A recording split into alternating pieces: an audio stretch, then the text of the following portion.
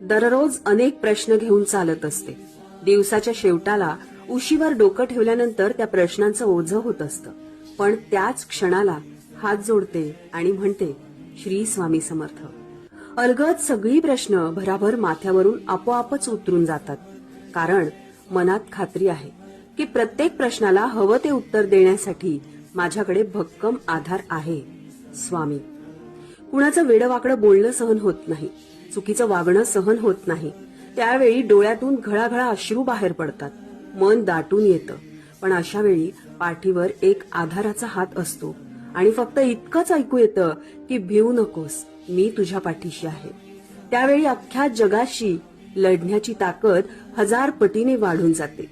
भविष्याची चिंता आहे, मुलांची काळजी आहे, संसार कसा होणार याची मनात धाकधूक आहे.